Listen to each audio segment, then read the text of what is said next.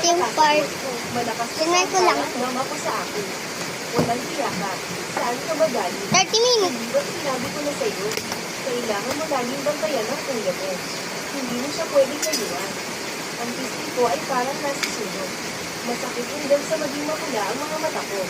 Tuminala ako at tinignan ng galit na Mama Elena Cruz sa harap ko. Hindi ko makapagsalita. Psycho filter lang. Si Papa Roberto Cruz na nakayakap kay Mama. Ang tingin sa akin ay puno rin ng galit. Pinag-aalala mo kami ng sinasadya.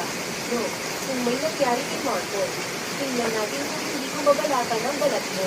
At ang ate ko, si Angela Cruz, ay tamad pa akong tingnan. Sa tingin ko, dapat akali na lang natin siya para hindi mo siya takbo. Try ko naman ibang filter. Ito ang si Sofia Garcia, ang tamang taong medyo tumulong sa akin. Ngunit pa din sa kanyang mga salita, puro pag-aalala pa rin kay Marco Cruz ang laman. Huwag na kayong mag-away.